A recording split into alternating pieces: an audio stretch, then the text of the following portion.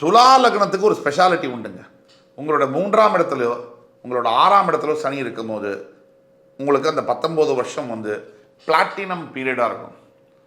அதே சிம்மத்தில் சனி இருக்கும்போது அந்த அளவுக்கு இருக்கக்கூடிய பாக்கியம் இது வந்து கம்மி தான். அதுதான் சொல்லி ஆகணும்.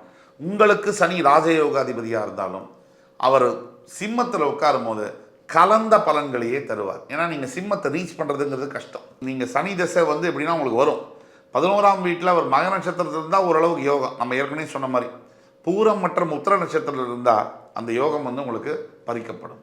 இதுதான் பூரத்தில் கூட ஓரளவுக்கு ஒரு நல்ல யோகம் வரும். மகம் சூப்பர், பூரம் 75%, பட் உத்திர நட்சத்திரம் கண்டிப்பாக பிரச்சனைகளை கொடுக்கும். ஆனால் 3ஆம் இடம் என்று சொல்லக்கூடிய தனுசிலோ 6ஆம் இடம் என்று சொல்லக்கூடிய மீனராசியிலோ உங்களுடைய சனி திசை நடக்கும்பொழுது 19 ஆண்டு கால சனி திசை என்பது சூப்பராக இருக்கும். ஆக இந்த துலா லக்னத்துக்காரங்களுக்கு 3ஆம் இடத்தில் ஜாதகத்தில் பிறப்பு ஜாதகத்தில் சனி இருக்கும் பொழுது எந்த விஷயத்தை எடுத்தாலும் எஸ்பெஷலி தொழில் தான் செய்ய வேண்டும். இங்கே துலா லக்னம் உங்கள் சுய ஜாதகத்தில் சனி தனுசில் இருக்காரு, நீங்கள் தொழில் செஞ்சால் சூப்பராக வரும். அதே மாதிரி உங்களோட 6ஆம் இடம் மீனராசியில் உத்திரட்டாதி நட்சத்திரம் இல்லாமல் ரேவதி நட்சத்திரத்திலேயோ அதை விட சிறப்பு, அதாவது சனி வந்து பூரட்டாதி நட்சத்திரத்தில் இருந்தால் இன்னும் சிறப்பு. இந்த அளவில் இருக்கும்போது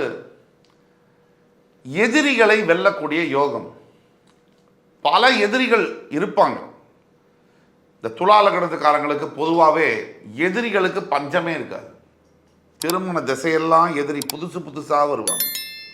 பொதுவாக துலா லக்னத்துக்காரங்க நீங்கள் வந்து நிறைய போராட்டம் வாழ்க்கையில் சிறு வயதுலேருந்தே ஒரு போராடி ஜெயிக்க வேண்டிய கால கட்டாயம் இதெல்லாம் இருக்கும்.